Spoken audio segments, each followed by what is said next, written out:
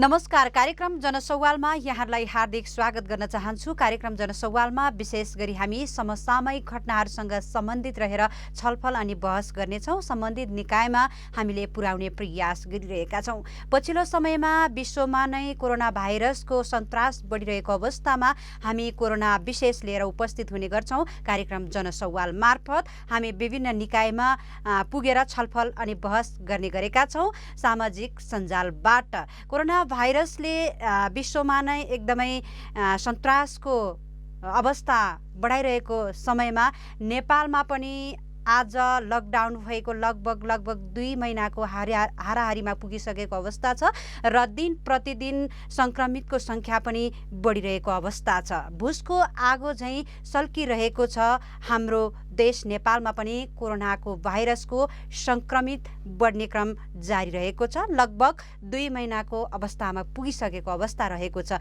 यसै विषयमा हामीले विगतका दिनहरूमा पनि यो सामाजिक सञ्जाल मार्फत जोडिएर आदिवासी महिलाहरूको विषयमा, आदिवासी समुदायमा परेको प्रभावका विषयमा हामीले छलफल अनि बहस गर्दै आएका छौँ। सोही कार्यक्रमलाई आज पनि हामी निरन्तरता दिने प्रयास गरेका छौँ। आज भने हामी आदिवासी महिला अधिकार कर्मीहरूसँग कुराकानी गर्नेछौँ। महिला अधिकार कर्मीहरू, विशेष गरी आदिवासी समुदायका महिला अधिकार कर्मीहरूसँग कुराकानी हामी विशेष चाहिँ जोड आदिवासी महिला दिदीबहिनीहरूलाई कोरोना भाइरसले कस्ता किसिमका प्रभावहरू परिरहेको छ र उहाँहरूको पेसामा कस्तो असर भइरहेको छ, अहिलेको सन्दर्भमा के कस्तो अवस्थामा हुनुहुन्छ हाम्रो महिला आदिवासी दिदीबहिनीहरू भन्ने विषयमा छलफल गर्नेछौँ। यतिखेर हामीसँग सामाजिक सञ्जाल मार्फत जोडिसक्नु भएको छ आदिवासी महिला अधिकार कर्मी अध्यक्ष मगर महिला सङ्घकी हुनुहुन्छ गङ्गा खासु मगरजी हुनुहुन्छ। म सबैभन्दा पहिले यतिखेर उहाँलाई स्वागत गर्न चाहन्छु। स्वागत छ यहाँलाई। धन्यवाद। हजुर, तपाईँ आरामै हुनुहुन्छ नि आजको दिनसम्म? हजुर बहिनी, आरामै छु। लकडाउन छ होइन, जताततै अब त्यही घरमै बस्नुपर्ने बाध्यता छ, बाहिर निस्कन पर्ने छैन। एउटा इमान्दार अब नागरिक भएको हैसियतले अहिले हामी घरमै बसेर लकडाउनलाई चाहिँ पूर्ण रूपमा पालना गरिरहेको अवस्था चाहिँ छ। हजुर, तपाईँ घरमै हुनुहुन्छ। इमान्दारीपूर्वक हामी सच्चा नेपाली यो अवस्थामा अब दिन प्रतिदिन कोरोना भाइरसको सङ्क्रमित बढिरहेको अवस्था छ। मैले अघि नै जानकारी गराएँ, भुसको आगो जस्तै सल्किरहेको अवस्थामा अब हामीले संयमित नअपनाउने हो भने यसले कस्तो रूप लिन्छ भन्ने कुरामा हामीले आकलन गर्न सक्ने अवस्था नै छैन। लगभग 2 महिनाको अवस्था हुन लागिसक्यो। के गरी बिताउनु भयो यहाँले यो लकडाउनको समयमा? के गर्नुभयो? कसरी बिताउँदै हुनुहुन्छ दिनचर्याहरू यहाँको? हजुर, यो लकडाउन पछाडि हामी सबै अब बन्दाबन्दीमै छौँ। बाहिर निस्कने खालको अवस्था चाहिँ छैन। फेरि पनि यो बन्दाबन्दीलाई हामी कसरी सदुपयोग गर्ने भन्ने खालको कुराहरूमा चाहिँ हामी यसरी नै आफ्नो समुदायसँग हामी अब यही के अरे सञ्जाल मार्फत अथवा उहाँहरूसँग यसो भलाकुसारी गरेर अब जस्तो हाम्रो त मातहतका जिल्लाहरू छन्, उहाँहरूसँग पनि हामी समन्वय सहकार्य गरेर के गरिराख्नु भएको छ, लकडाउनमा सकेसम्म हाम्रो संस्थागत रूपमै एउटा परिपत्र होइन, अब संस्थागत रूपमै परिपत्रहरू गरेर अब यो महामारीलाई अझै हाम्रो भाषामा चाहिँ देशान भनेर भन्छौँ। यो देशानमा चाहिँ अब सरुवा रोग हो। यो देशान भनेको चाहिँ सरुवा रोगसँग सम्बन्धित भएको भएर जति हुन्छ हामी सरुवा रोगलाई चाहिँ सार्नु हुँदैन अथवा त्यो ठाउँमा हामी जानु हुँदैन भनेर घर परिवारमै सीमित अब आफ्नो काम के छ घर परिवारमै सीमित रहेर कामहरू गर्ने, अनि त्यसपछि घरका कामहरूदेखि लिएर संस्थागत कुराहरू पनि घरभित्रै यसरी मिडिया अथवा सोसियल मिडियाहरूबाट उहाँहरूसँग जानकारी लिने, के कस्तो भइरहेछ, मातहतको जिल्लाका दिदीबहिनीहरूले के गरिराख्नु भएको छ जस्ता कुराहरूमा हामी बढी चाहिँ केन्द्रित रहेर काम गऱ्यौँ। यसका अतिरिक्त अहिले म काठमाडौँ उपत्यकामा छु। विशेष गरी यो लकडाउन एकदम अपरझट रूपमा अब भनौँ न तयारी बिना नै भएर धेरै हाम्रो समुदायका महिला दिदीबहिनीहरू, विद्यार्थी दिदीबहिनीहरू अलिकता त्यो तयारी अवस्थामा नभएको हुनाले उहाँहरूलाई चाहिँ अलिक निम्न स्तरको उहाँहरूको चाहिँ त्यो भएको भएर उहाँहरूलाई चाहिँ जस्तो हामीले राहतहरू पुर्याउने, के कस्तो उहरू भइरहेको छ, राहत दिने, अनि उहाँहरूको अवस्था के छ, अब त्यस्तो इमर्जेन्सी छ भने सम्बन्धित जस्तो योभन्दा अगाडि पनि अब जस्तो जिल्लाहरूमा पठाउने खालको कार्यक्रमहरू भएको थियो, त्यसमा पनि उहाँहरूसँग समन्वय गरेर को इच्छुक त्यस्तो खालको अलिक स्वस्थ र जानै पर्ने त्यस्तो खालको छ भने उहाँहरूसँग सहकार्य गरेर उहाँहरूलाई चाहिँ त्यो सहयोग गर्ने जस्तो कामहरूमा चाहिँ हामी बढी चाहिँ अब संस्थागत रूपमा हामी त्यसरी व्यस्त भयौँ भने अब व्यक्तिगत रूपमा अब बाहिर निस्कनु पर्ने अवस्था छैन। यतिखेर हामी म आफै पनि अब यसमा धेरै अब जस्तो मैले आफूले अध्ययन गर्ने विषयहरू थियो त्यो बारेमा अध्ययन गर्ने, घरको कामहरूमा चाहिँ अलिक बढी समय दिने, यस्तै खालको कुराहरूमा चाहिँ म बढी केन्द्रित रहेर चाहिँ बसेँ। पक्कै पनि अध्यक्षज्यू हुनुहुन्छ महिला मगर महिला सङ्घको र यसै गरी महिला अधिकारकर्मी, विशेष गरी आदिवासी महिला अधिकारकर्मी हुनुहुन्छ। तपाईँले दिएको जानकारी अनुसार आदिवासी महिला दिदीबहिनीहरू, आदिवासी महिला विद्यार्थी दिदीबहिनीहरूलाई चाहिँ तपाईँहरूले अब अवस्था हेरेर समय सान्दर्भिक अनुसार भनौँ, समय सन्दर्भ अनुसार तपाईँहरूले राहत वितरणको कार्यक्रम संस्थागत रूपमा गरिरहनु भएको छ। पक्कै पनि तपाईँहरूले केही अनुसन्धान गरेर यो राहत वितरण कार्यक्रम अगाडि बढाउनु भएको छ। तपाईँहरूको राहत वितरण कार्यक्रम चाहिँ विशेष गरी सहरी क्षेत्रमा केन्द्रित थियो अथवा ग्रामीण इलाकामा, कुन चाहिँ इलाकामा तपाईँहरूले चाहिँ राहत वितरणहरू गर्नुभयो? हजुरले भने जस्तो अलिकता निम्न स्तरको हाम्रो विद्यार्थीहरू अनि अलिक निम्न आय स्रोत चाहिँ कम भएको जस्तो विद्यार्थी भए, अनि त्यसपछि अलिकता ज्यामी काम गरेको महिला दिदीबहिनीहरू त्यतातिर हामी बढी चाहिँ केन्द्रित, जसलाई एकदमै आवश्यक छ, एकदम निडी पर्सनहरू को हुनुहुन्छ, आवश्यकता कसलाई छ, त्यसको हामीले चाहिँ पहिला विश्लेषण गर्छौँ र विश्लेषण गरिसके पछाडि कसलाई एकदमै आवश्यक छ त्योतिर चाहिँ हामी फेरि अब संगठन संस्था भनेको तपाईँ हामी सबैलाई जानकारी भएको यो नाफामूलक संस्था नभएको भएर हामी फेरि आफ्नो मातहतका अथवा कोही त्यस्तो इच्छुक महानुभावहरूसँग हामी अनुरोध गरेर उहाँहरू थ्रुबाट हामीले चाहिँ केही रकमहरू सङ्कलन गरेर लिएर जान्छौँ। हजुरले भने जस्तो हामी सहरी केन्द्रित भन्दा पनि विशेष गरी जो चाहिँ निमुखा के गरे समुदायको हुनुहुन्छ, जसलाई चाहिँ एकदमै आवश्यक छ, त्यो गरेपछि ग्रामीण स्तरसम्म हामी चाहिँ पुगेको। जस्तो योभन्दा अगाडि किर्तिपुर भयो होइन, किर्तिपुरमा चाहिँ त्यहाँनिर विद्यार्थीहरू एकदमै निम्न के गरे अब खानको लागि, छाक टार्नको लागि पनि उहाँहरूसँग त्यो खालको उहरू नभएको, सामग्रीहरू नभएको, त्यस्तो जस्तो म पनि यता यो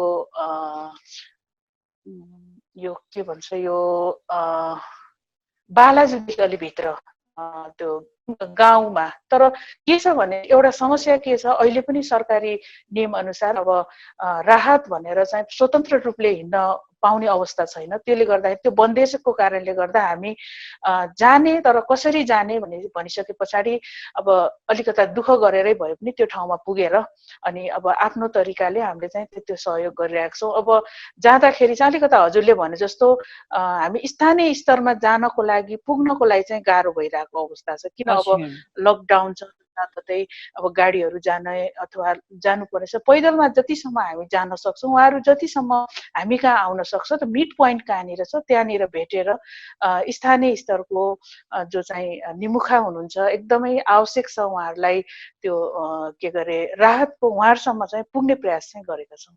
पक्कै पनि तपाईँले दिएको जानकारी अनुसार किर्तिपुरको विद्यार्थीहरूमा जसलाई चुलो बल्नको लागि गाह्रो भएको थियो र त्यसै गरी बालाज्यू भनेर भन्नुभयो, यो सन्दर्भमा मैले एउटा सानो कुरा जोड्न चाहेँ। अब किनभने अब ग्रामीण इलाकामा त यति अभाव नहोला, किनभने जुन अब आफ्नो खेतीपाती गर्ने आदिवासी समुदायमा लगभग 6 महिना, 3 महिना, 9 महिनाको चाहिँ यो खाद्यान्नहरू जोहो गरेर राख्ने हुन्छ नि हाम्रो आदिवासी समुदायहरूको। यो भन्दा पनि अब ग्रामीण इलाकामा प्राय सबैको घर घरमा यस्तै हुन्छ। काठमाडौँको उपत्यकाको कुराकानी गर्नुपर्दाखेरि चाहिँ मैले किन यसरी जोड्न चाहेँ भन्दाखेरि उपत्यकामा चाहिँ अब दैनिकी ज्याला मजदुरी गर्नुपर्ने विद्यार्थीहरूको लागि, विद्यार्थीको कुराकानी गर्नुपर्दाखेरि अब दैनिक रूपमा अब सामान्य रूपमा ट्युसन पढाउने कामहरू गर्नुपर्ने विभिन्न कुराहरू चाहिँ अहिले ठप्प छ। त्यो आधारले गर्दाखेरि चाहिँ हामी ग्रामीण इलाका भन्दाखेरि पनि भन्दा पनि सहरी इलाकामा चाहिँ यो राहतको आवश्यकता हो कि भन्ने मैले महसुस गरेको हुनाले चाहिँ तपाईँहरूले चाहिँ के चाहिँ अनुसन्धान गर्नुभयो? सहरी क्षेत्रमा यो महत्त्वपूर्ण थियो अथवा ग्रामीण इलाकामा? तपाईँहरूले त अनुसन्धान गर्नुभयो। त्यो सहरी र ग्रामीण इलाका भन्दा पनि हामीलाई चाहिँ हाम्रो एनालाइसिस अथवा हाम्रो विश्लेषण के थियो भने जो चाहिँ खानको लागि चाहिँ छाक टार्नको लागि चाहिँ एकदमै गाह्रो भएको थियो त्यस्तो खालको समुदायमा अथवा त्यो खालको व्यक्ति अथवा त्यो घरधुरीमा चाहिँ हामी पुगेको। त्यहाँ हजुरले भनेको पनि ठिकै हो, हामी स्थानीय स्तरमा हाम्रो आफ्नो गाउँ बस्तीमा गयौँ भने थोरैमा पनि 6 महिनाको लागि त्यो खानको लागि जो गर्ने हाम्रो चाहिँ त्यो खालको एउटा चलन छ। त्यो आदिवासीहरूको हामी सबैको त्यो खालको एउटा उ छ के भनेपछि हामी बिउ जोगाउने भन्छौँ होइन। बिउ जोगाउने अब आफूलाई पुग्ने आफूलाई पुगिसके मात्रै त्यसलाई चाहिँ हामीले बेच्ने अथवा अरू कसैलाई दिने त्यो खालको कामहरू चाहिँ हामीले गर्छौँ। तर सहरमा चाहिँ बढी हामी चाहिँ सहरमुखी जुन हाम्रो क्रियाकलापहरू छ त्यसमा के हुन्छ भने जो चाहिँ आज काम गर्यो अनि अब ज्याला अथवा ज्यामी के गर्यो अनि त्यसपछि साँझको लागि आफ्नो भोग टार्ने काम, फेरि भोलि काम गर्यो अनि त्यसपछि भोलि नै अब त्यो खानको जो गर्ने त्यो खालको अवस्था चाहिँ छ। गाउँको परिवेश र सहरको परिवेशमा फरक छ। सहर बजार आफैमा एउटा हेर्दाखेरि राम्रो एउटा सुन्दर एउटा चार्मिङ त्यो भइकन पनि भित्र हेर्ने हो भने जुन पीडा छ त्यो आफ्नै ठाउँमा छ। त्यो भएको भएर जो चाहिँ दैनिक रूपमा काम गरेर खाने ज्यालादारी अथवा घरदेखि त्यो सामानहरू आइ नसकेको पैसा आइ नसकेको जुन विद्यार्थी वयोवृद्ध जसलाई चाहिँ एकदमै त्यो काम गरेर चाहिँ खाने अवस्थाले त्यहाँनिर चाहिँ बन्देज गरेको, किन लकडाउनमा उहाँहरूले काम गर्न सक्नु भएन, त्यो भएको भएर त्यस्तो खालको व्यक्तिहरूलाई बढी चाहिँ हामीले प्राथमिकता दिएर सहरमुखी स्थानीयमुखी भन्दा पनि व्यक्ति अथवा घरधुरी जो चाहिँ खानको लागि उहाँहरूलाई चाहिँ त्यो जस एउटा भोग टार्नको लागि एउटा खाना जुन आफ्नो बालबच्चाहरूलाई त्यो खानको लागि जुन जो गर्ने छ त्यसलाई चाहिँ हामी बढी प्राथमिकता दिएर आफ्नो राहतहरू अथवा हाम्रो सहयोगहरू त्यहाँनिर चाहिँ हामीले लिएर गएका थियौँ। तपाईँहरूले एउटा उदाहरणीय कामहरू गरिरहनु भएको छ आदिवासी महिला दिदीबहिनीहरूको लागि आफ्नो क्षेत्रबाट आफूले सक्ने संस्थागत रूपमा पहल गरिरहनु भएको छ। यो पनि जानकारी गराइदिनुहोस्। तपाईँ एउटा आदिवासी महिला अधिकारी कर्मी भएकै नाताले मैले यो जिज्ञासा राख्न चाहे। हाम्रो परम्परागत पेसाहरू छ नि, जुन अब ग्रामीण इलाकामा होस् अथवा सहरी इलाकामा होस्, आफूले जानेका सिपहरू सदुपयोग गर्ने र आफ्नो जीविका चलाउनको निमित्त आफूले जानेका सिपहरूलाई नै महत्त्वपूर्णका साथ अगाडि बढाइरहेको छ नि। हाम्रो इतिहासदेखि नै यो चलिआएको परम्परालाई हामीले बचाउने कामहरू पनि गरिरहेको छ। त्यसै कारणले तपाईँले राहत बाँड्ने कुराहरू गर्नुभयो। अभावका महसुस गरेर तपाईँहरूले जुन ठाउँमा जुन स्थितिमा हुनुहुन्छ जसलाई राहत नै चाहिन्छ त्यस व्यक्तिहरूलाई तपाईँहरूले राहत प्रदान गरिरहनु भएको छ। उहाँहरूले आफ्नो परम्परागत सिप पेसाहरूलाई अँगाल्दै आउनुभएको थियो विगतका दिनमा भने आजको दिनमा यो अवस्था छैन। त्यसै कारणले पनि मैले यो जिज्ञासा राख्न चाहे, उहाँहरूको पेसामा चाहिँ कस्तो किसिमको प्रभाव परिरहेको छ त अहिले? बन्दाबन्दीको कारणले गर्दाखेरि आदिवासीको ज्ञान सिप त अब सबै नै अब काम गर्न असम्भव भएको भएर हाम्रो पनि स्वतः रूपमा हाम्रो जुन पेसागत रूपमा आदिवासी ज्ञानहरूको जुन सँग सम्बन्धित रहेको पेसाहरू छ त्यो पक्कै पनि त्यसले चाहिँ प्रत्यक्ष रूपमा हामीलाई असर पारेको छ। किनभने यो जस्तो हाम्रो आफ्नो के अरे जुन पेसाहरू छ जुन हामी महिलाहरूले जुन बुन्छौँ होइन, जस्तो अब डोको नाम्लोहरू महिलाले पनि बुन्ने गरेको हुन्छ होइन। अनि त्यस्तै गरी अब विभिन्न खालका आफ्ना आफ्ना त्यो सिपहरू छ त्यो चाहिँ बजारसम्म लैजान नपाउने अथवा त्यो कच्चा पदार्थसम्म पनि लिन नपाउने यो बन्दाबन्दीको कारणले गर्दाखेरि त्यहाँसम्म पुग्न नपाउने। जस्तो त्यहाँनिर गइसकेपछि अहिले पनि अब मान्छे हिँड्यो भने चाहिँ अब त्यहाँनिर पनि प्रहरीहरूले रोक्ने त्यस्तो खालको अब गाउँ नै लकडाउन गरेको अवस्थामा त्यहाँनिर चाहिँ जङ्गलमा हामी वनमा जान नसक्ने अवस्था छ, त्यहाँको सामानहरू ल्याउन नसक्ने अवस्था छ, खाने अवस्था छैन भनेपछि अब त्यो आफ्नो ज्ञान सिपको जुन सिपहरू छ त्यसलाई चाहिँ हामीले नगदमा परिवर्तन गर्नको लागि त पक्कै पनि एकदमै गाह्रो अवस्था छ। मैले पनि अब हाम्रो मातहतको जिल्लाको दिदीबहिनीहरूसँग त्यो खालको कुरा राख्दा उहाँहरूले पनि त्यही खालको कुरा गर्नुभएको थियो। जस्तो अहिले पनि तपाईँको गाउँमा खेतीपातीको समय छ, यतिखेर अब बन्दाबन्दीको कारणले गर्दाखेरि 2-4 जनाको ठाउँमा यसो खेताला जाने जुन अवस्थाहरू छ त्यो पनि जान नसकेको अवस्था भएको, जुन आफ्नो अन्नपातहरू छ त्यसलाई पनि ठाउँमा ल्याउन नसकेको अवस्था, त्यो अन्नपात खाएर अब आफ्नो सिपको चाहिँ जुन त्यसलाई चाहिँ नगदमा परिवर्तन गर्नको लागि जुन हाम्रो सिपहरू छ र त्यसलाई बजारमा लिएर बजार व्यवस्थापनमा जुन कामहरू गर्नुपर्ने कामहरू छ त्यो सबै कुराहरू चाहिँ प्रत्यक्ष रूपमा चाहिँ रोकिरहेको अवस्था छ अहिलेको यो बन्दाबन्दीको कारणले गर्दा, जसले गर्दाखेरि आदिवासीहरूको आफ्नो ज्ञान सिपहरूलाई चाहिँ त्यहाँनिर चाहिँ ब्रेक लागेको छ। त्यति मात्रै होइन, भविष्यमा अथवा आउने दिनहरूमा कसरी नगद जोहो गर्ने अथवा ऊ कसरी सर्भाइभ हुने भन्ने खालको कुराहरूमा पनि उनीहरूको अहिले पनि त्यो मेन्टली त्यहाँनिर पनि प्रेसरहरू परिरहेको, अब आफ्नो घर परिवारलाई कसरी सम्हाल्ने त्यस्तो खालको कुराहरू माधवको जिल्लाको दिदीबहिनीहरूले पनि त्यो खालको गुनासो गर्नुभएको हुनाले त्यो खालको कुराहरूलाई मैले तपाईँलाई चाहिँ आधार लिएर तपाईँलाई चाहिँ यो सेयर गरेँ। यस्तो खालको कुराहरू प्रत्यक्ष रूपमा हाम्रो सिप यहाँसम्म कि हामी बाँच्ने जुन एउटा आउने दिनहरूमा बाँच्नको लागि के खालको कुराहरू गर्ने भन्नेमै हामी चाहिँ त्यहाँनिर चाहिँ रोकिएको हुनाले उहाँलाई मानसिक रूपमा पनि एकदमै बढी प्रेसर भएको भएर राम्रो कुराहरू सेयर गर्ने, राम्रो कुराहरू चाहिँ सृजना गर्ने जस्ता कुराहरूमै नै यहाँनिर चाहिँ ब्रेक लागेको छ। भन्नुपर्दाखेरि लगभग अब आउने दिन अब यो लकडाउन खुलेपछि यो अब जुन सामान्य रूपमा आएपछि पनि अब कसरी अगाडि बढ्ने भन्ने कुरा अन्यल छ। अब दैनिकी नगद रूपमा जुन कन्भर्ट हुनुपर्ने कुराहरू सिपहरू प्रयोग गरेर आफूले बुनेका कुराहरू होला, आफूले बनाएका कुराहरू होला, नाङ्लोको कुरा होला, अब माझी समुदायमा माछा मार्ने कुराहरू होला, विभिन्न कुराहरू सबै स्टप भएकै कारणले पनि अहिले अब मानसिक रोगले पनि एकदमै तनाव भइरहेको छ भन्ने कुरा पनि तपाईँले जानकारी गराउनु भयो। यो सँगसँगै अब यो कोरोना अब यो आफ्नो ठाउँमा छ, यो किनभने यो संसार नै आक्रान्त छ महामारीमा। यो चलिरहेको अवस्थामा संसार नै आफ्नो बाँच्ने र देशलाई बचाउने, देशका जनतालाई बचाउने अब यो राष्ट्र प्रमुखहरूले यो प्रक्रियाहरू अप्नाइरहेको छ भने हामी आफै साधारण सामान्य मानिसहरूले पनि आफू बाँचेर आफू परिवार अनि समुदायलाई बचाउने प्रयासतिर हामी लागिरहेका छौँ, एकजुट भएर उभिरहेका छौँ। र सँगसँगै हाम्रो आदिवासी समुदायमा सूचना प्रणाली प्रवाह गर्ने छुट्टै एउटा हाम्रो चलन छ। अब विभिन्न समुदायको आफ्नो चलनहरू छ होइन।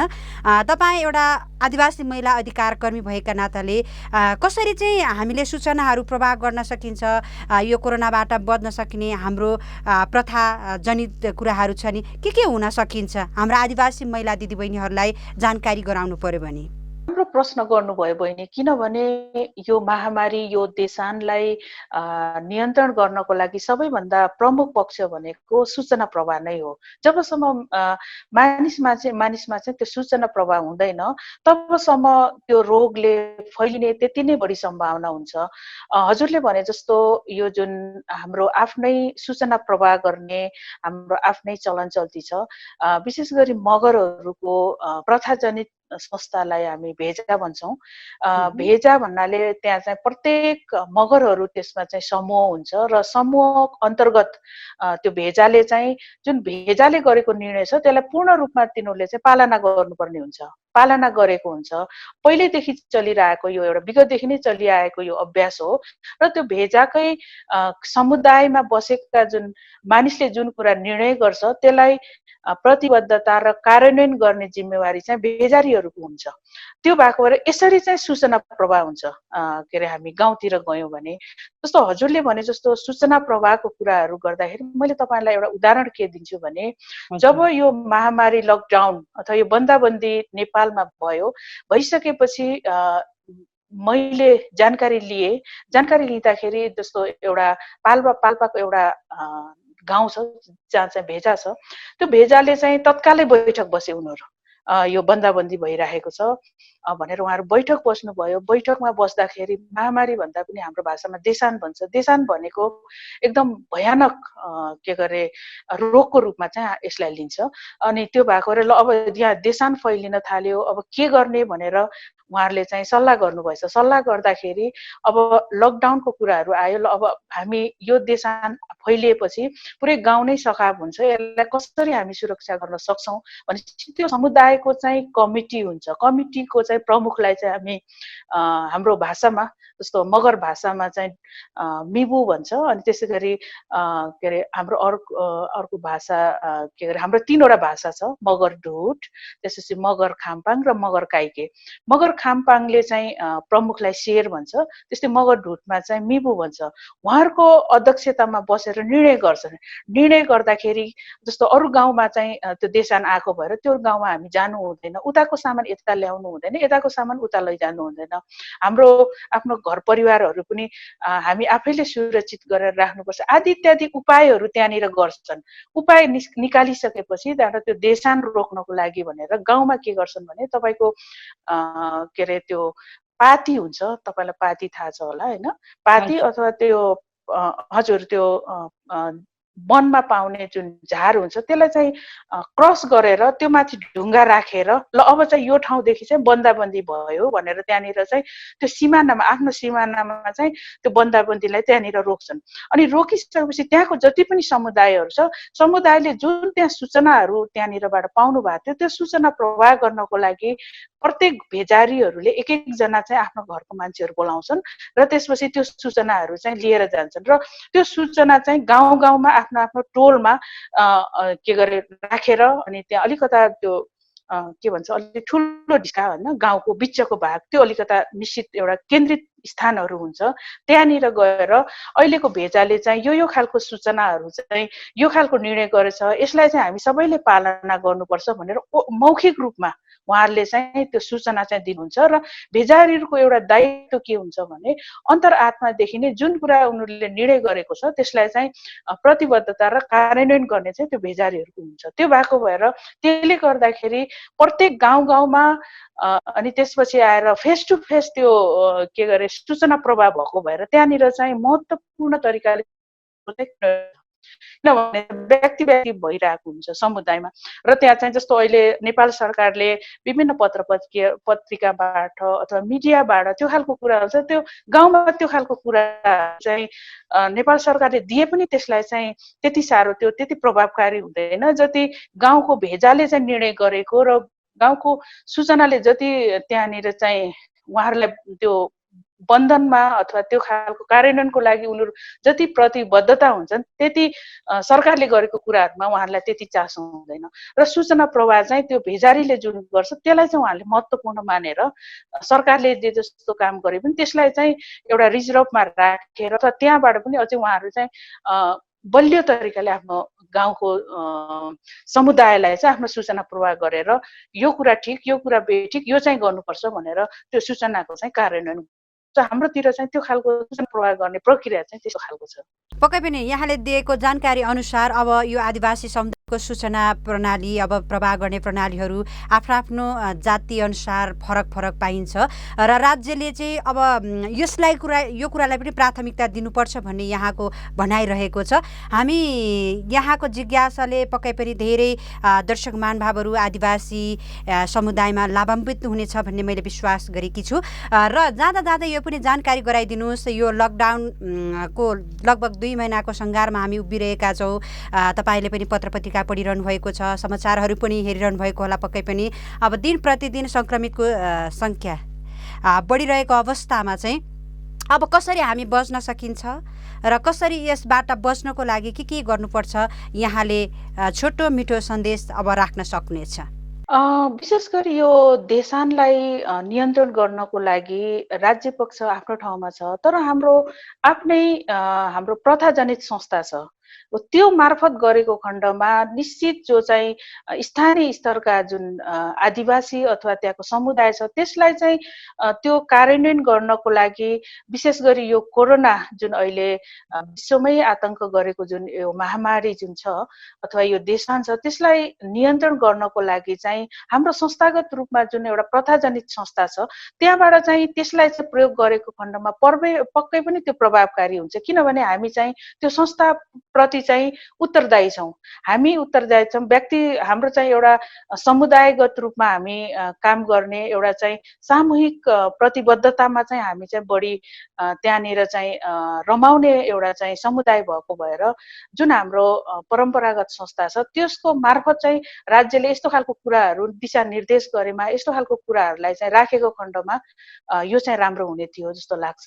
जहाँसम्म यो भेजाको कुरा जुन छ के गरे यो बन्दाबन्दीको कुरा छ त्यसमा अझै बढी चाहिँ महिला दिदीबहिनीहरू चाहिँ अझै बढी चाहिँ संवेदनशील हुनुपर्छ र अझै महिला दिदीबहिनीहरूलाई प्रभावकारी खालको चाहिँ उहाँहरूलाई चाहिँ त्यो खालको सहयोग अथवा त्यो खालको कुराहरू अझै उहाँहरूलाई चाहिँ गरेमा अझै राम्रो हुन्छ। किनभने हामी के अरे हामी चाहिँ आफ्नो घर परिवार सम्हाल्ने विशेष गरी महिला दिदीबहिनी नै हुन्छौँ होइन। महिला दिदीबहिनीहरूले यसलाई चाहिँ बढी गर्छ। अनि फेरि के छ भने यो देशान भन्ने खालको कुरा चाहिँ विशेष गरी खानेकुराहरूसँग सम्बन्धित हुन्छ।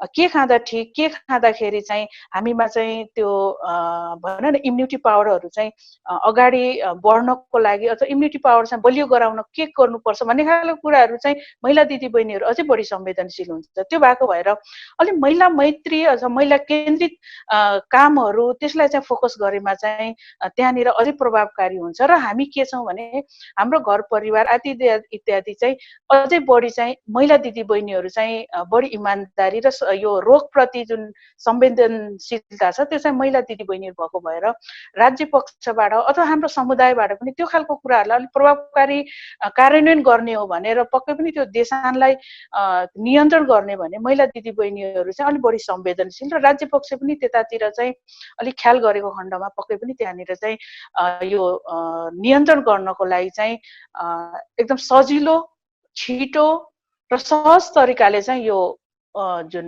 देशान छ त्यसलाई चाहिँ त्योबाट चाहिँ नियन्त्रण चाहिँ हुन्छ जस्तो मलाई लाग्छ। महत्त्वपूर्ण समय र महत्त्वपूर्ण भनाइको लागि धन्यवाद दिँदै अहिलेको लागि हामी छुटिन चाहन्छौँ। हस्, केही कुरा राख्ने जुन अवसर दिनुभयो त्यसको लागि यो इन्डिजिनियस टिभी लगायतका सम्पूर्ण तपाईँहरू टिमलाई म धेरै धेरै धन्यवाद दिन चाहन्छु। यस्तो अवस्थामा राज्यले यो खालको कुराहरू चाहिँ पक्कै पनि कहाँसम्म पुग्ने राज्यको त्यो खालको चाहिँ यो कार्यान्वयन चाहिँ छैन। तर तपाईँहरूले भिन्दै खालको जुन एउटा कार्यक्रम लिएर आउनुभयो यो पक्कै पनि एकदमै समय सान्दर्भिक छ र यस्तो खालको जुन प्रभावकारी जुन कार्यक्रमहरू छ यसलाई चाहिँ निरन्तरता दिनुहोला र यो टिभीलाई म विशेष आफ्नो कुरा राख्ने जुन अवसर दिनुभयो त्यसको लागि पनि म यो टिभी लगायत सम्पूर्ण तपाईँहरूको टिमलाई धन्यवाद दिँदै अहिलेको अवस्था भनेको लकडाउनको अवस्थामा आफू पनि बाँच्ने र आफ्नो समुदाय र आफूलाई अरूलाई पनि बचाउने अहिलेको अवस्थामा हामी सुरक्षित साथ आफ्नो जीवनलाई चाहिँ त्यसरी निरन्तरता दिउँ भन्ने पनि म शुभकामना दिन चाहन्छु।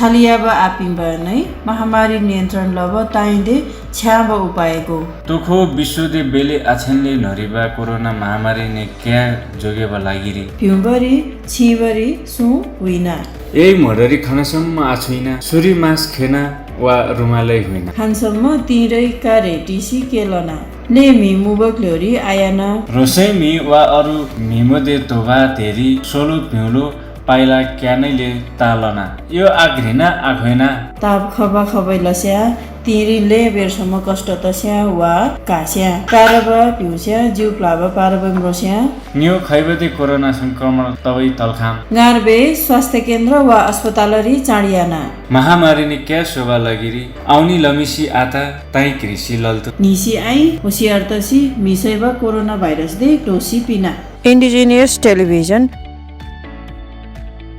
हजुर, कार्यक्रम जनसवालमा हामी जोडिरहेका छौँ। सामाजिक सञ्जाल मार्फत प्रत्यक्ष रूपमा हामी कुराकानी गर्ने प्रयास गरिरहेका छौँ।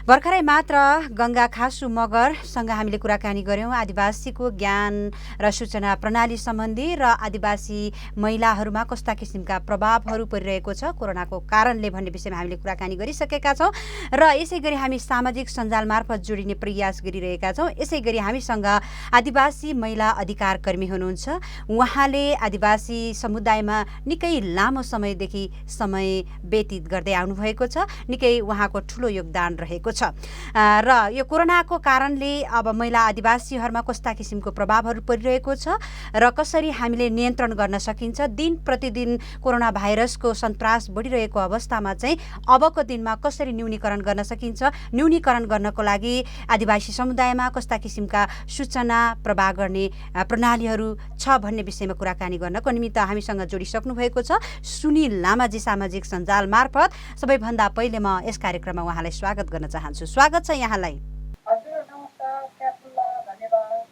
हजुर, तपाईँ आरामै हुनुहुन्छ नि? हजुर, ठिकै छु एकदमै। हजुर, अहिले तपाईँ काठमाडौँ हुनुहुन्छ अथवा तपाईँको गृह जिल्ला अथवा जन्मघरमा हुनुहुन्छ? अहिले तपाईँ काठमाडौँमा छु, गृह जिल्ला त नगएको धेरै भइसक्यो। लकडाउन भएको कोरोनाको कारणले अहिले विश्व नै सन्तासको अवस्थामा छ। नेपाल पनि अछुतो रहेन। दिन प्रतिदिन तपाईँ घरमै बसेर समाचारहरू हेरिरहनु भएको होला। सङ्ख्या बढिरहेको छ, बढ्ने क्रम जारी रहेको छ। लकडाउन भएको लगभग 2 महिनाको हाराहारीमा हामी पुगिसकेका छौँ। पछिल्लो समयमा केही दिनदेखि अब दिन प्रतिदिन बढ्ने क्रम जारी रहेको छ। तपाईँले यो लकडाउनको अवस्थामा चाहिँ यो समयमा के गर्नुभयो? तपाईँ अन्तर्राष्ट्रियदेखि राष्ट्रिय स्तरमा आदिवासी समुदायमा कार्यरत हुनुहुन्छ। तपाईँले एउटा ठुलै जिम्मेवारी बोकेर अघि बढिरहनु भएको छ। तपाईँले चाहिँ यो लकडाउनमा के गरी समय व्यतीत गर्दै हुनुहुन्छ? हजुर, अब यो लकडाउनमा चाहिँ मैले के गरेँ भन्दाखेरि अब खासमा यो समय चाहिँ अब घर व्यवहार कामहरू पनि धेरै समयसम्म चाहिँ यो घरको बुकहरू मिलाउने, त्यसपछि चाहिँ सरसफाइ, घरको सरसफाइ कहिले कता होइन। कहिले भर्खर जनवरीको 13 तारिक आइपुगेको म युएसबाट। त्यसपछि फेरि तुरुन्तै उता इन्डोनेसियातिर गएँ। त्यहाँबाट फर्किने बित्तिकै भोलिपल्ट उता युएस जाने कुरा यो उता सिएटलको लागि।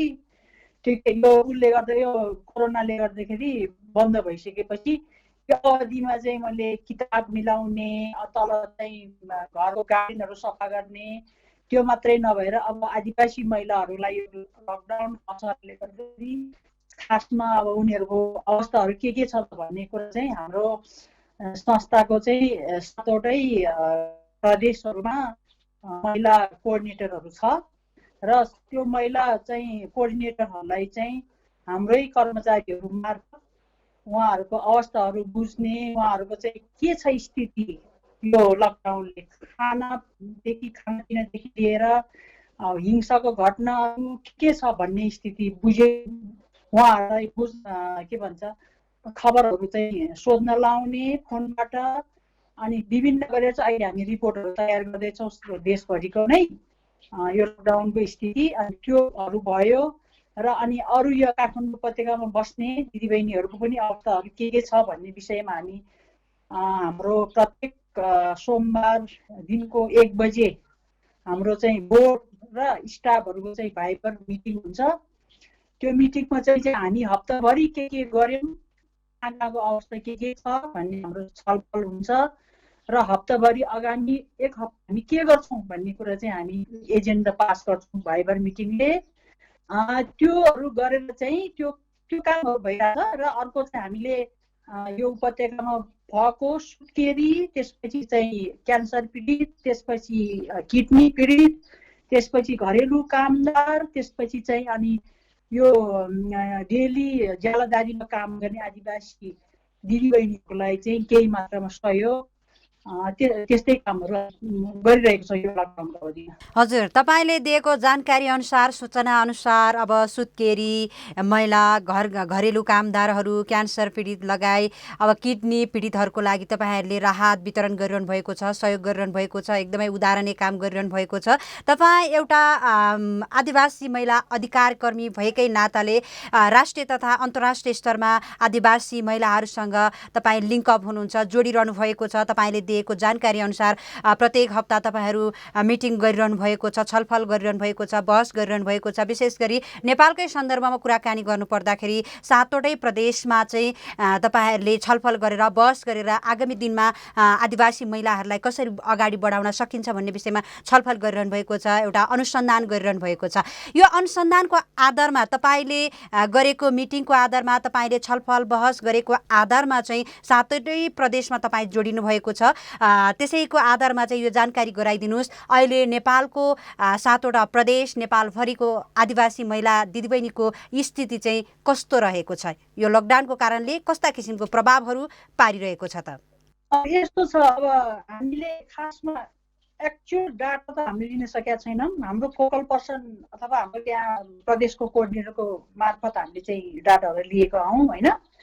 तै पनि के छ भन्दाखेरि हामीले यो अवधिमा चाहिँ जस्तो कि अब यो माझी, यो बागलुङको माझी बस्तीहरूमा चाहिँ अलिकति खाद्यान्नको अभाव हुने, अनि यतापट्टि यो सुनोल 4 नम्बर प्रदेशको सुनोलमा चाहिँ माझीहरूमै खाद्यान्नको अभाव हुने होइन। कतिपय ठाउँहरूमा चाहिँ यो घरेलु हिंसाको केसहरू 1 नम्बर प्रदेशमा चाहिँ घरेलु हिंसाको केसहरू, त्यसपछि यो कतिपय ठाउँहरूमा चाहिँ यो के भन्छ यो रेप केसहरू, थोरै मात्रामा रेप केसहरू, त्यस्तो केसहरू चाहिँ आएको देखिएको छ। एक्चुअल डाटा चाहिँ हामीले तुरुन्तै हामी पब्लिस गर्छौँ होइन। यो चाहिँ कलेक्सन हुने क्रममा छ, हामीले तुरुन्तै पब्लिस गर्छौँ। यो 7वटा प्रदेशमा चाहिँ यसरी चाहिँ खासमा अहिलेको चाहिँ आदिवासी गैर आदिवासी भन्दा पनि समग्रमा महिलाहरूको चाहिँ बढी चाहिँ अलिकति केसहरू चाहिँ बढेको देखिएको छ। यो केसलाई चाहिँ कसरी भोलिको दिनहरूमा न्यूनीकरण गर्ने र भोलिको दिनहरूमा कसरी चाहिँ यसलाई हामीले फर्दर यो प्याकेज, राहतको प्याकेजहरू कसरी डेभलप गर्न सकिन्छ र सरकारसँग मिलेर हामी कसरी चाहिँ जान सकिन्छ भन्ने विषयमा चाहिँ छलफल हुँदैछ। तपाईँले यो 7वटै प्रदेशमा तपाईँको कोअर्डिनेटर अनुसार तपाईँहरूले अनुसन्धान गरिरहनु भएको छ, छलफलहरू भइरहेको छ। तपाईँले दिएको जानकारी अनुसार प्रदेश नम्बर 1 मा चाहिँ बलात्कारको रेप केसहरू बढिरहेको छ। यसै गरी बागलुङमा खाद्यान्न माझी समुदायमा परेको छ। यो कुरा पनि मैले जोड्न चाहे, तपाईँ एउटा आदिवासी अधिकार कर्मी, महिला अधिकार कर्मी भएकै नाताले यो हाम्रो जुन आदिवासी समुदायमा अति सीमान्तकृत भएका समुदायमा जुन अब मासिक रूपमा दिने सरकारले अब सामाजिक सेवा भत्ता पाएका व्यक्तिहरूले राहतहरू नपाउने कुराहरू भयो। तपाईँले बागलुङको कुरा गर्नुभयो, अर्को अन्य जिल्लामा पनि विभिन्न समुदायमा चाहिँ यो आदिवासी समुदायमा चाहिँ खाद्यान्नको अभावको कुरा पनि गर्नुभयो। यो कुरा पनि जानकारी गराइदिनुहोस्। खाद्यान्नको अभाव भइसकेपछि राहत वितरणको कुरा होला, के रहेछ अवस्था त्यहाँतिर? यस्तो छ, अब तपाईँको चाहिँ जस्तो कि तपाईँको यो उन्मुख आदिवासी जनजातिहरूमा चाहिँ यो बनकैया भन्ने जाति छ होइन हेटौडामा। त्यसै गरी तपाईँको यो कुसुन्डा भन्ने जाति चाहिँ दाङमा छ। अनि त्यसपछि राउटीहरू चाहिँ यता सुर्खेत र बेलधुरा छ होइन। हामीले विशेष गरी यिनीहरूलाई कुरो बुझ्दाखेरि यिनीहरूले चाहिँ सामाजिक भत्ता चाहिँ मासिक रूपमा पाउने भएको हुनाले अहिले तत्काल चाहिँ सरकारले यो मासिक भत्ता रोकेको रहेछ। रोकिएको हुनाले यिनीहरूलाई चाहिँ अहिले खाद्यान्नको अभाव भयो। खाद्यान्नको अभाव हुँदाखेरि हामीले सबैतिर त हामीले गर्न सकेनौँ। बनकरिया भन्ने जातिलाई चाहिँ हामीले डबल अहिले चाहिँ अस्ति हामी 1 चरणमा दियौँ, फेरि हामी भोलि पर्सितिर 1 चरणमा दिँदैछौँ। र हामीले त्यसै गरी यो कुसुन्डा भन्ने जातिलाई पनि सर्क गरेको अस्ति, अनि उहाँहरूलाई चाहिँ सरकारले नदिएको हुनाले उहाँको अभाव पनि भन्नाले हामीले के गर्न सकिन्छ भने त्यहाँ पनि कन्सल्टेसन हुँदैछ। र हामी यो राउटेलाई पनि हामीले कुराकानी गरिरहेको छौँ। अस्ति 1 चरणमा कुराकानी गऱ्यौँ, त्यतिखेर चाहिँ हामी मिलाउँदैछौँ भन्ने कुरो चाहिँ अब दार्जिलिङ राउटेले भन्नुभयो हुनाले अहिले चाहिँ हामी राउटेको लागि पनि के गर्न सकिन्छ 2nd चरणमा हामी गर्दैछौँ होइन।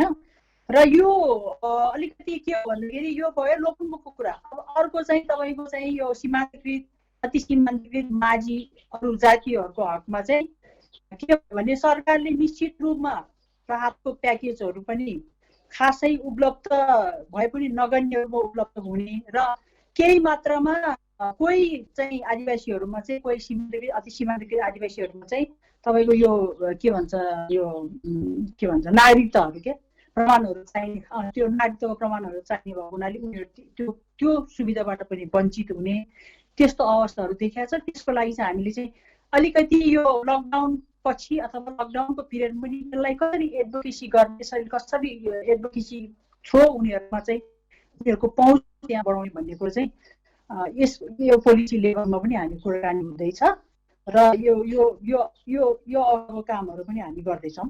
तपाईँले दिएको जानकारी अनुसार हेटौडामा बनकरिया अब जस्तै राउटे भयो, कुसुन्डा समुदायलाई अब जुन सामाजिक भत्ताहरू 3000 स्वरूप पाउने, अहिले यो लकडाउनको कारणले अब यो भत्ताहरू लिन सक्ने अवस्था पनि छैन र सरकारले राज्यले यो अवस्थामा यो अब सन्तासको अवस्थामा महामारीको अवस्थामा चाहिँ अब यो राहत प्याकेज चाहिँ अनिवार्य दिनुपर्छ भन्ने यहाँको आवाज हामीले पाइसकेका छौँ। यो पनि जानकारी गराइदिनुहोस्। तपाईँले अब अन्तर्राष्ट्रिय लेभलमा तपाईँ कार्यरत हुनुहुन्छ, आदिवासी समुदायमा तपाईँ परिचित हुनुहुन्छ र त्यहाँको समुदायसँगै तपाईँले घुलमिल गरेर उठबस गरेर कुराकानी गरेका अनुसार अब नेपालको आदिवासी समुदायमा पनि तपाईँ घुलमिल हुनुहुन्छ। विशेष गरी महिला महिलाहरूमा चाहिँ तपाईँले यो कोरोनाको सन्देश फैलाउन सक्यो, सूचना फैलाउन सक्यो भने अझ कोरोना फैलाउन नसक्नको लागि महिला दिदीबहिनीहरूको महत्त्वपूर्ण हात रहन्छ भनेर अघि भर्खरै मात्र हामीलाई गङ्गा खासु मगरले दिएको जानकारी अनुसार हाम्रो सूचना प्रणाली छ। आदिवासी समुदायमा अब यो सूचना प्रवाह गर्ने आफ्नै प्रणालीहरू छ, आफ्नै तरिका छ हैन। तपाईँले चाहिँ यो सूचना प्रणालीलाई पनि ख्याल गर्नुभएको छ? कसरी हामीले सूचनाहरू प्रवाह गर्न सकिन्छ? हाम्रो समुदायमा अब राज्यले दिएका सूचना सजिलै तरिकाले हामीले लिन सक्ने अवस्था नहुन सक्ला, आफ्नो भाषा होला, संस्कृति होला, त्यसै कारणले यो आदिवासी समुदायमा चाहिँ सूचना प्रवाह गर्ने प्रणाली कतिको महत्त्वपूर्ण ठान्नुहुन्छ? के छ त हाम्रो समुदायमा सूचना प्रवाह गर्ने प्रणालीहरू चाहिँ? एकदमै हाम्रो यो सूचना प्रणाली चाहिँ अहिलेको के भन्छ यो सरकारको यो खस आदि मुख्य गरी चाहिँ यो एउटा नेपाली भाषा प्रणाली भएको हुनाले पक्कै पनि के हो भन्दाखेरि हाम्रो आदिवासी जनजातिहरू अधिकांश चाहिँ ग्रामीण क्षेत्रमा, अधिकांश चाहिँ मातृभाषा मात्रै बोल्दैन, मातृभाषा मात्रै बोल्ने र आफ्नै टेरिटोरी, आफ्नै चाहिँ थाक थलो भएको आदिवासीहरू भएको ठाउँहरूमा यो सरकारको सेवा सुविधाको विषयमा, सरकारले दिने कुनै पनि सेवा सुविधाको विषयमा उहाँहरूलाई त्यो थाहै छैन, त्यो सूचना प्रणाली थाहै छैन, एकदम सूचनाको ग्याप छ।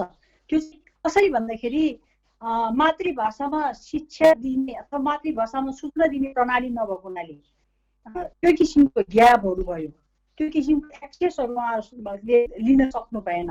त्यस कारणले हामीले चाहिँ के भन्छौँ भन्दाखेरि हाम्रो उहाँ तपाईँले भन्नुभएको जस्तै अन्तर्राष्ट्रिय स्तरमा, एसियाली स्तरमा म चाहिँ यो एसिया इन्डिजिनियस पिपुल ट्याक्ट एसियाली आदिवासीहरूको एउटा नेटवर्कमा भएको हुनाले के भन्छ भन्दाखेरि हाम्रो टेरिटोरी, हाम्रो थाक थलोमा बस्ने आदिवासीहरूले बोल्ने भाषामा, मातृभाषामा शिक्षा दिनु पर्यो, सूचना प्रवाह गर्नु पर्यो। त्यो सूचना प्रवाह गर्यो भने मात्रै सरकारको राहत, सरकारको चाहिँ प्याकेजहरू के हुन सक्छ अथवा त्यो पाउने सुन्नको हक त हामी आदिवासीहरूको हुनु पर्यो नि। र सरकारले चाहिँ त्यो खालको चाहिँ वातावरणहरू क्रिएट गर्ने, त्यो खालको सूचनाहरू प्रवाह गर्ने कुराहरू चाहिँ पक्कै पनि चाहिँ हामीले पाउनुपर्छ। योको लागि चाहिँ हामीले अन्तर्राष्ट्रिय स्तरबाट हामीले दबाब दिने कुराहरू जस्तो कि तपाईँको अन्तर्राष्ट्रिय कन्भेन्सनहरू, अन्तर्राष्ट्रिय सन्धि, महासन्धि, अभिसन्धिहरूले पनि प्रत्याभूति गरेका छ, सिरा महासन्धिले पनि प्रत्याभूति गरेका छ होइन। त्यस कारणले लोकल ल्याङ्ग्वेजहरूमा, लोकल भाषाहरूमा चाहिँ सूचनाको हक पाउनुपर्ने भन्ने सरकारलाई रेकमेन्डेसनहरू गरेका छ। तर तैपनि अहिलेसम्म सरकार चाहिँ कानमा तेल हालेर बसेको छ र त्यो कुराहरू चाहिँ हाम्रो आफ्नै मैले अघि नै भने टेरिटोरियल आफ्नै थाहा भएको ठाउँहरूमा र हाम्रै आफ्नो प्र्याक्टिसेस भएको ठाउँहरूमा चाहिँ हाम्रै आफ्नै पनि प्रणालीहरू छ, हाम्रै आफ्नै पनि केही धेरैको त लोप भइसकेका छ, केही हाम्रो आदिवासी जनजातिहरूको चाहिँ प्रणालीहरू छ। त्यो प्रणाली मार्फत चाहिँ सरकारले प्रणालीलाई सरकारी मान्यता दिएर त्यो प्रणालीलाई चाहिँ कानुनमा रिकगनाइज गरेर त्यो सूचना प्रणाली चाहिँ हाम्रो आफ्नो चाहिँ त्यो के भन्छ प्र्याक्टिसेस, आफ्नो के भन्छ ट्रेडिसनल नलेज र स्किल थ्रो ती जनताहरूलाई हाम्रो समुदायहरूलाई चाहिँ पुर्याउने वातावरण चाहिँ सरकारले तुरुन्त गरोस् र त्यसको लागि चाहिँ हामी आदिवासी समुदायहरूको, हामी महिलाहरूको पनि सरकारलाई झकझगाउने, सरकारलाई चाहिँ मेमोरेन्डमहरू दिने र सरकारलाई चाहिँ हामीले एडभोकेसी गर्ने हाम्रो पनि दायित्व रहन्छ। हामीले त्यो काम चाहिँ हामी गरिरहेको पनि छौँ। हामीले आदिवासी महिलाहरूको तर्फबाट हामी एउटा चाहिँ के भन्छ उद्योगी बनाउँ, हामीले चाहिँ 15वटा सिटको रेकमेन्डेसनहरू सरकारलाई दिन तयार के अरे सक्षम भएको छौँ। यो कुराहरू कार्यान्वयनको लागि हाम्रो पनि आफ्नो भूमिका रहन्छ। त्यो कुरा चाहिँ हामीले गर्नुपर्ने भोलिको दिनहरूमा चाहिँ छँदैछ। र एसिया स्तरको कुरा गर्नुपर्दा जस्तो कि विशेष गरी ताइवान, विशेष गरी तपाईँको कम्बोडिया, विशेष गरी भियतनाम, विशेष गरी म्यानमार, यी देशहरूमा चाहिँ कोरोनाको प्रभाव त्यतिको छैन है। अरू देशहरूमा चाहिँ सबभन्दा एसिया लेभलमा चाहिँ यो फिलिपिन्स, जापान, यिनीहरूमा बढी चाहिँ प्रभावकारी देखिएको छ, बढी देखिएछ। यस कारणले आफ्नो कन्ट्री लेभलमा आफ्नो चाहिँ आदिवासी सङ्घ संस्थाहरूले यो आफ्नो चाहिँ खाट थलोमा आफ्नो चाहिँ सङ्घ संस्था थ्रो, आफ्नो चाहिँ परम्परागत इन्स्टिट्युसन थ्रो, सङ्घ संस्था थ्रो चाहिँ विभिन्न कार्यक्रमहरू लाने कामहरू पनि भइरहेको छ। नेपालमा पनि हामीले त्यो खालको कार्यक्रमहरू चाहिँ लानुपर्ने हुन्छ। र हामी नेपालको सङ्घ संस्थाहरूले खालि यो चाहिँ के भन्दाखेरि घरभित्र मात्रै बस्ने होइन कि घरभित्र बसेर पनि गर्न सक्ने कामहरू चाहिँ के हुन्छ भन्ने विषयमा चाहिँ हामीले आफ्नो लेभलबाट एडभोकेसी कार्यक्रमहरू चाहिँ गर्नुपर्ने जरुरी छ।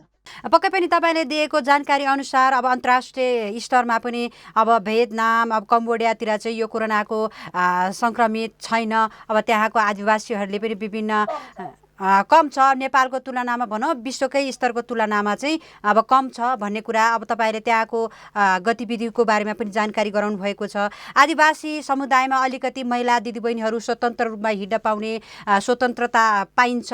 अब अन्य जातिको तुलनामा चाहिँ आदिवासी समुदायमा महिला दिदीबहिनीलाई चाहिँ अब हरेक कुरामा स्वतन्त्रता भएर खुल्ला भएर हिँड्न पाएको छ। त्यसै अनुरूप आदिवासी समुदायमा महिला दिदीबहिनीहरू चाहिँ सक्षम छ भन्ने कुराहरू पनि उठिरहेको अवस्थामा अब यो कोरोनाको प्रभावले गर्दाखेरि जो आदिवासी महिला दिदीबहिनीहरूले आफ्नो सिप प्रयोग गरेर आफू सक्षम भएका, आर्थिक रूपमा सबल भएका दिदीबहिनीहरू अहिले पेसागत रूपमा अलि प्रभाव परिरहेको छ।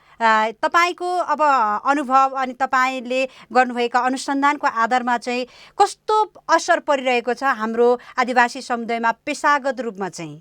यस्तो अब आदिवासी अरू गैर आदिवासी जनजाति महिलाहरू भन्दा हामी आदिवासी महिलाहरू स्वतन्त्र सक्षम भन्ने कुरा चाहिँ त्यो चाहिँ म मान्दिनँ होइन। के कुरामा मान्छु भन्दाखेरि, के कुरामा चाहिँ म सहमत छु भन्दाखेरि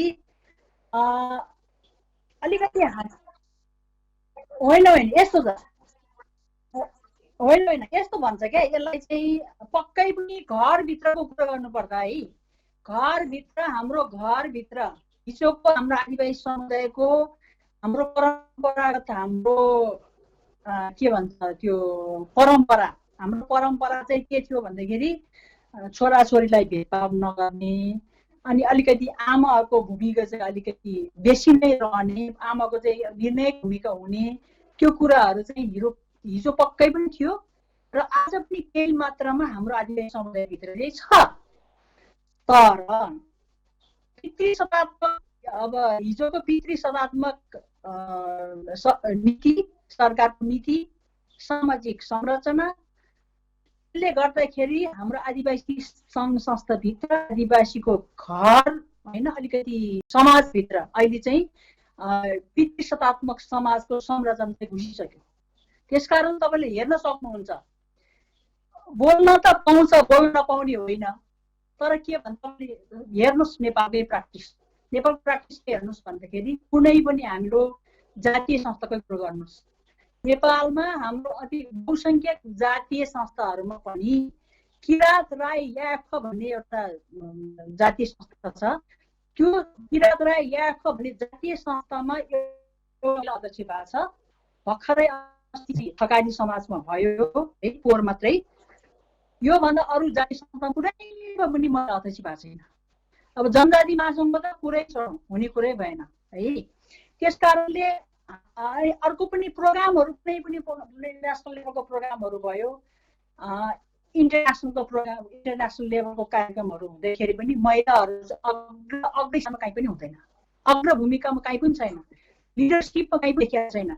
त्यस कारणले यो पितृतात्मक समाज र सामाजिक संरचनाले गर्दा हाम्रो आदिवासी पुरुषहरू, हाम्रो आदिवासी घरभित्र, आदिवासी सङ्घ संस्थाभित्र त्यो संरचनाहरू चाहिँ त्यो रिफ्लेक्ट चाहिँ घुसिसकेको हुनाले हाम्रो आदिवासी महिलाहरू स्वतन्त्र छ, सक्षम छ, म भन्न सक्दिनँ। पक्कै पनि के छ भने 1-2 जना अलिकति शिक्षित एजुकेटेड महिलाहरू चाहिँ आफ्नो लेभलमा छ, आफ्नो चाहिँ भूमिका निभाइराख्नु भएको छ, तर पनि त्यो नगर्ने रूपमा। त्यसकारण समग्र आदिवासी महिलाको कुरो गर्नुपर्दाखेरि चाहिँ अब जसरी यो अरू गैर आदिवासी महिलाहरू छ त्यस्तै अब समस्यामा हामी आदिवासी महिलाहरू पनि परिसकेको हुनाले अलिकति हामी आदिवासी समुदायले के कुरो बुझ्नु पर्यो भन्दाखेरि हिजोको हाम्रो परम्परा इक्वल समाजको परम्परा थियो। त्यस परम्परालाई चाहिँ अलिकति पुरुषहरूले पनि विचार गर्नुपर्ने र पनि त्यो कुरा चाहिँ मनन गर्नुपर्ने दिनहरू चाहिँ छ भन्ने मलाई लाग्छ। जाँदा जाँदा यो पनि जानकारी गराइदिनुहोस्, तपाईँ एउटा समुदायमै रहेर काम गर्ने एउटा समुदाय फिगर होइन, तपाईँ हुनुहुन्छ आदिवासी समुदायमा विशेष गरी परिचित नाम तपाईँको। यो कोरोना भाइरस दिन प्रतिदिन बढिरहेको छ। अब विभिन्न कुराहरू समस्या कमी कमजोरी होला राज्यको तर्फबाट पनि, हाम्रो जिम्मेवारी के रहन्छ र आदिवासी समुदाय महिलाहरूमा र समग्र व्यक्तिहरूलाई तपाईँ के सन्देश दिन चाहनुहुन्छ? कसरी बच्न सकिन्छ र उपायहरू के छ तपाईँको सन्देश अब राख्न सक्नेछ? यस्तो छ, अब हामीले यो अवस्थामा घरभित्र बसेर गर्न सक्ने कामहरू पनि थुप्रै छन् होइन। यो यति हामीले चाहिँ विभिन्न कामहरू, आफ्नो सूचनाहरू हामी घरबाट पनि लिन सक्छौँ। हामीले विभिन्न चाहिँ यसरी मिटिङहरू गर्न सक्छौँ र हामीले चाहिँ आफ्नो समुदायको चाहिँ कसलाई के समस्याहरू छ, को प्रभावित छ, कोलाई हेल्प चाहिन्छ, कोलाई चाहिँदैन, कसले गर्न सक्छ भन्ने कुरो चाहिँ हामीले धेरै कामहरू चाहिँ अवधिमा गर्न सक्छौँ। त्यस कारणले सरकारको तर्फबाट सरकारलाई पनि हामी के भन्न सक्छौँ भन्दाखेरि जहाँ जहाँ सूचनाको हक पुगेको छैन त्यो सूचनाको भोलिको दिनहरूमा चाहिँ विशेष गरी के देखिन्छ भन्दाखेरि अलिकति हामीले लाइभलीहुड भन्छ नि, हामीले जीविकोपार्जनका कार्यक्रमहरू चाहिँ बढी गर्नुपर्ने के छ भोलिको दिनहरूमा त्यो देखिन्छ। जीविकोपार्जनको कार्यक्रमहरू गर्नको लागि कुन ठाउँहरू प्रभावित छ, कुन समुदायलाई प्रभावित छ भनेर चाहिँ हामीले त्यो रेकमेन्डेसनहरू, त्यो एडभोकेसीहरू सरकारलाई दिनुपर्ने हाम्रो दायित्व हो। त्यस कारणले घरभित्र बसेर पनि हाम्रो आदिवासी जनजाति समुदायलाई, आदिवासी जनजाति समुदायको अगुवाहरूलाई म के भन्न चाहन्छु भन्दाखेरि अब अहिले घरभित्र बस्ने होइन, तपाईँले समाजको लागि गर्ने, आफ्नो समुदायको लागि गर्नको लागि योजनाहरू तयार गर्नु पर्यो, विभिन्न छलफलहरू गर्नु पर्यो, विभिन्न चाहिँ इन्फर्मेसनहरू लिनु पर्यो। त्यसकारण यी कुराहरू चाहिँ यी अगुवाहरूले गर्नु पर्यो, कानमा तेल हालेर चाहिँ यतिखेर बस्नु भएन र भोलिको दिनहरूलाई नीति कार्यक्रम के लाने, के प्रोग्रामहरू ल्याउनको लागि सरकारलाई के चाहिँ रेकमेन्डेसन गर्ने, के एडभोकेसी गर्ने, त्यो कुराहरू चाहिँ अहिलेको बन्दको अवधिमा चाहिँ तयार गरेर चाहिँ सबैलाई दिनुपर्छ। र यो बेला एकदम सरकार चाहिँ एकदमै सरकार देश एकदम क्रिटिकल अवस्थामा छ। भोलिको दिनहरू के हुन्छ भन्ने थाहा छैन कसैलाई। त्यो थाहा नभएको अवस्थालाई चाहिँ हामीले अब थाहा छैन भन्दै हामी चुलाएर बस्नु त भएन। हामी समाजको लागि केही गर्ने, अगुवाई गर्ने व्यक्तिहरू भएको हुनाले हामीले योजना, कार्यक्रम, एडभोकेसी प्लानहरू यी सबै चाहिँ अहिलेको अवधिमा तयार गरेर सम्बन्धित निकायहरूमा चाहिँ दिनुपर्ने देखिन्छ। हजुर, तपाईँको महत्त्वपूर्ण भनाइ र तपाईँको यो जानकारी सूचनाले अब धेरै समुदायमा लाभान्वित हुनेछ भन्ने मैले विश्वास गरेकी छु र तपाईँले समय दिनुभयो, जानकारी गराउनुभयो, हाम्रो समुदायको लागि तपाईँले केही कुराहरू राखिदिनुभयो, त्यसको लागि धन्यवाद दिँदै अहिलेको लागि म छुट्टिन चाहन्छु। हस्, धेरै धेरै धन्यवाद। हजुर, उहाँ हुनुहुन्थ्यो सुनिल लामा, आदिवासी महिला अधिकार कर्मी। उहाँले राष्ट्रिय तथा अन्तर्राष्ट्रिय स्तरमा आदिवासी समुदायमा रहेर काम गरिरहनु भएको छ। लामो समयसम्म उहाँले यसै क्षेत्रमा बिताइरहनु भएको छ। उहाँले धेरै कुराहरू जानकारी गराइसक्नु भएको छ। दर्शक महानुभावहरू, हामी कोभिड-19 को प्रभावमा छौँ। सबैजना घरमा बसेर सुरक्षित रहनुहोस्। तपाईँहरूले ध्यान दिनुपर्ने कुराहरू, दिन प्रतिदिन सङ्क्रमितको सङ्ख्याहरू बढिरहेको छ। भुसको आगो जस्तो सल्किरहेको अवस्थामा तपाईँहरू बिना काममा बिना अनुमति बिना है तपाईँहरूलाई 5 गतेसम्म लकडाउनको समय तोकिसकेको अवस्थामा तपाईँहरू लखर नहिँड्नुहोस्, किनभने तपाईँ बाहिर जानु भएन भने पक्कै पनि कोरोनाभित्र प्रवेश गर्न सकिने अवस्था छैन। आफू सुरक्षित रहनुहोस्, तपाईँले समुदायलाई सुरक्षा दिनुहोस् र तपाईँ पनि बच्नुहोस्, अरूलाई पनि बचाउनुहोस्। अहिले तपाईँको जिम्मेवारी पनि रहेको छ, घरभित्र बसौँ, स्वस्थ रहौँ, व्यस्त रहौँ। आफैमा घरभित्र रहेर धेरै कामहरू गर्न सकिने कुरा पनि जानकारी गराइसक्नु भएको छ। म पनि यो पनि तपाईँहरूलाई जानकारी गराउँदै आजको जनसवाल कार्यक्रमबाट आज्ञा चाहन्छु। तपाईँहरू आनन्द रहेर खुसी भएर घरमै बस्नुहोस्, सुरक्षित अपनाउनुहोस् भन्दै बिदा चाहन्छु। नमस्ते।